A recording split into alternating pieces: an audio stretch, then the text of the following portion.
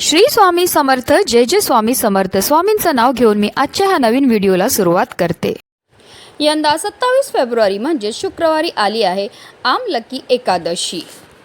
आमलकी म्हणजे आवळा. पौराणिक कथेनुसार जेव्हा भगवान विष्णूंनी सृष्टीच्या निर्मितीसाठी ब्रह्मदेवांना जन्म दिला तेव्हा विष्णूंच्या डोळ्यातून आनंदाश्रू सांडले आणि त्यातून आवळ्याच्या झाडाची उत्पत्ती झाली. आवळ्याच्या झाडाच्या प्रत्येक भागात देवांचा वास असतो. मुळात विष्णू, खोडात ब्रह्मा आणि फांद्यांमध्ये शिव वास करतात. या दिवशी आवळ्याच्या झाडाची पूजा केल्याने व्यक्तीला 100 राजसूय यज्ञाचे फळ मिळते आणि मृत्यूनंतर वैकुंठ प्राप्त होतो. म्हणूनच याला मोक्षदायिनी एकादशी असेही म्हणतात. या दिवशी श्रीहरी विष्णूंच्या पूजेसोबत आवळ्याच्या झाडाच्या पूजनाला सुद्धा विशेष महत्त्व हे दिलं जातं. या दिवशी आवळा खाणं आणि दान केल्याने चांगले आरोग्य, आनंद आणि समृद्धी मिळते. पद्मपुराणानुसार हे व्रत केल्याने जाणून बुजून किंवा नकळत केलेले सर्व पाप नष्ट होतात आणि मृत्यूनंतर वैकुंठ धाम प्राप्त होतं. वाराणसीमध्ये याला रंगभरी एकादशी असेही म्हणतात. असे मानले जाते की या दिवशी भगवान शिव पार्वतीच्या लग्नानंतर पहिल्यांदा काशीत आले होते आणि म्हणूनच होळीचा उत्सव अधिकृतपणे येथे सुरू होतो. पंचांगानुसार आमलकी एकादशीच्या दिवशी सर्वार्थ सिद्ध योग, रवी योग, आयुष्यमान योग आणि सौभाग्य योग जुळून येत आहे. या योगांमध्ये पूजा केल्याने दुप्पट फळ मिळते. आवळ्याच्या झाडाची पूजासाठी शुभ वेळ ही सकाळी 6:48 ते 11:08 असेल. तसेच आमलकी एकादशीच्या व्रताचे पारण हे 28 फेब्रुवारी रोजी सकाळी 6:48 ते सकाळी 9:05 असणार आहे. या वेळेत आपल्याला व्रताचं पारण हे करायचं आहे. या दिवशी पूजा केल्याने माता लक्ष्मी प्रसन्न होते. तसेच दान केल्याने आपल्या जीवनातील सर्व अडथळे दूर होतात. तसेच या दिवशी काळे तीळ दान केल्याने आपल्या पूर्वजांच्या आत्म्याला शांती मिळते. या दिवशी दानाला विशेष महत्त्व आहे. गोरगरिबांना दान केल्यामुळे आपल्याला गोदानाचं पुण्य प्राप्त होतं आणि घरामध्ये सुख समृद्धी, धन समृद्धी वाढते. या दिवशी पिवळ्या वस्तू दान केल्याने आपल्या कुंडलीतील गुरुग्रह बलवान होतो. धार्मिकदृष्ट्या हा दिवस अतिशय महत्त्वाचा असल्यामुळे या दिवशी काही प्रभावी उपाय देखील केले जातात. आणि म्हणूनच आमलकी एकादशीच्या दिवशी तुम्ही व्रत नाही केलं तरीही चालेल, पण या झाडाला नक्कीच स्पर्श करा. या झाडाला स्पर्श केल्यामुळे आपल्याला सर्व कामामध्ये यश प्राप्त होणारच आहे.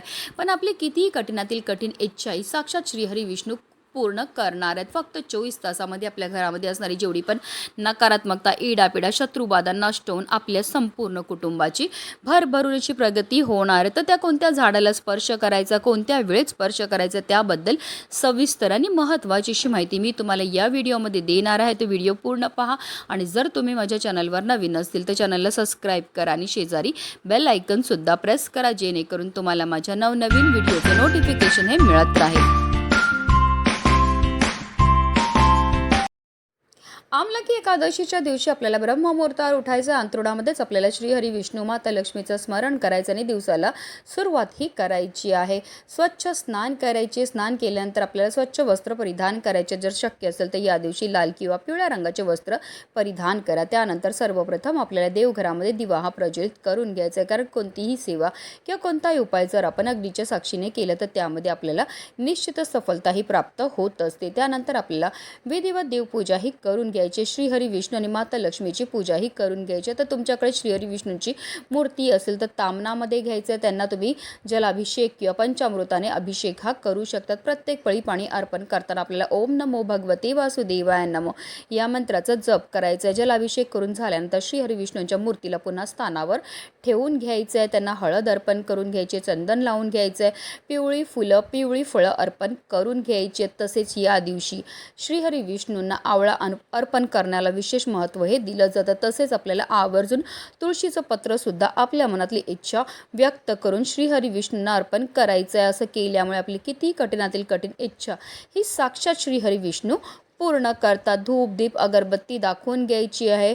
श्रीहरी विष्णूंची आपल्याला आरती करून घ्यायची आहे आणि त्यानंतर आपल्याला आपल्याकडनं झालेल्या कळत नकळत चुकांची क्षमा याचनाही करून घ्यायची आहे. आमलक्का एकादशीच्या व्रतकथेचं पठण किंवा श्रवण करायचं आहे. दिवसभर व्रत करायचं आहे, रात्री जागरण करायचं आणि दुसऱ्या दिवशी पारण वेळामध्ये आपल्याला सर्वप्रथम पूजा करायची आहे, ब्राह्मणांना दान करायचं आणि त्यानंतर आपल्याला व्रत हे सोडायचं आहे.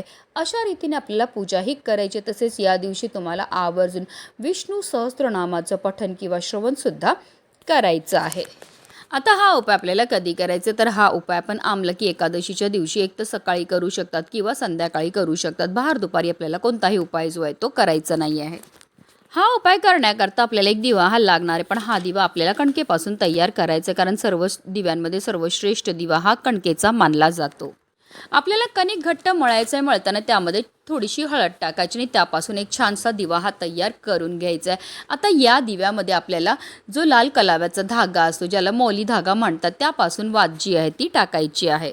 आता काही कारणास्तव तुमच्याकडे मौली धागा नसेल तर तुम्हाला काय करायचं, 2 वातीची एक वात करून लांब वात ही बनवायची आणि त्या वातीला आपल्याला थोडंसं हळद आणि कुंकू लावून लाल पिवळं करून घ्यायचं आहे. आता या दिव्यामध्ये आपल्याला शुद्ध गाईचं तूपच टाकायचं आहे. पण आता काही कारणास्तव नसेल तुमच्याकडे शुद्ध गाईचं तूप, तर रोजच्या देवपूजेमध्ये जे तेल टाकतात ते टाका आणि त्यामध्ये तुम्हाला चिमूटभर हळद ही टाकायची आहे. तसेच या दिव्यामध्ये आपल्याला चिमूटभर काळे तीळ तसेच 1 रुपयाचं एक नाणंसुद्धा टाकायचं आहे. आता आपल्याला एक प्लेट घ्यायची आहे. प्लेटवर मुठभर तांदूळ ठेवायचे आणि त्या तांदळावर आपल्याला हा दिवा जो आहे तो ठेवायचा आहे. त्याचबरोबर आपल्याला एक तांब्याचा कळश घ्यायचा, त्यामध्ये शुद्ध पिण्याचं पाणी भरून घ्यायचं. त्या पाण्यामध्ये थोडंसं आपल्याला गाईचं कच्चं दूध टाकायचं. तर हा दिवा आणि हे तांब्याभर पाणी घेऊन जायचं आपल्या घराजवळ असणाऱ्या आवळ्याच्या झाडाजवळ, कारण आवळा एकादशीच्या दिवशी आवळ्याच्या झाडाला अनन्यसाधारण असं महत्त्व असतं. आवळ्याच्या झाडामध्ये ब्रह्मा, विष्णू, महेश या त्रिदेवांचा निवास असतो. आवळ्याच्या झाडाजवळ गेल्यावर सर्वप्रथम तिथे आपल्याला दिवा हा प्रज्वलित करून ठेवायचा आहे. त्यानंतर आपण जे जल घेऊन गेलेले ते आपल्याला आवळ्याच्या वृक्षाला अर्पण करायचं. जल अर्पण करताना निरंतर आपल्याला ओम नमो भगवते वासुदेवाय नमः या प्रभावी मंत्राचा जप हा करायचा आहे.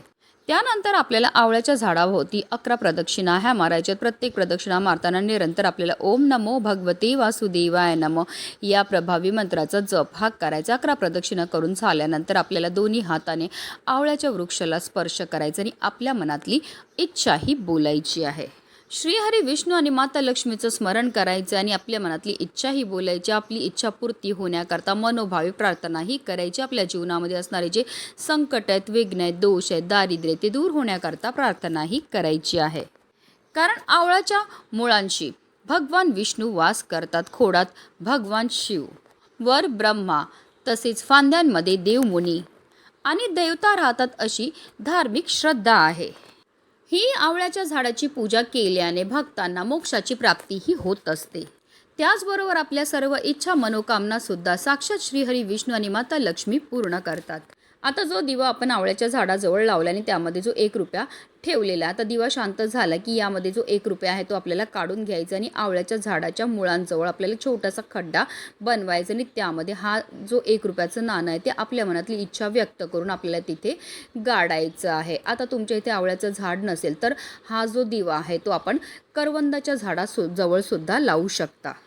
आता जर तुमच्याकडे आवळ्याचं झाडसुद्धा नाही आहे, करवंदाचं झाडसुद्धा नाही आहे, तर हा जो दिवा आहे तो आपल्याला आपल्या देवघरामध्ये श्रीहरी विष्णू आणि माता लक्ष्मी समोर प्रज्वलित करायचा आहे. संपूर्ण दिवसभर, संपूर्ण रात्रभर हा दिवा तिथेच ठेवायचा आणि दुसऱ्या दिवशी हा जो दिवा आहे शांत झाल्यानंतर हा आपण कणकेपासून दिवा तयार केलेला, म्हणून हा दिवा तसेच त्या दिव्याखाली जे आपण तांदूळ ठेवलेले ते आपल्याला एखाद्या झाडाखाली नेऊन ठेवायचे, जेणेकरून तिथे असणारे पशु पक्षी कीटक हे धान्य खातील, हा दिवा खातील. हे सुद्धा आपल्याकडनं केलेलं एक प्रकारचं दान असतं. हे दान केल्यामुळे आपल्यावर श्रीहरी विष्णू आणि माता लक्ष्मीची कृपा होते आणि त्यांच्या कृपेने आपल्या सर्व इच्छा मनोकामना पूर्ण होतात. म्हणूनच व्हिडिओ जास्तीत जास्त लोकांपर्यंत शेअर करा.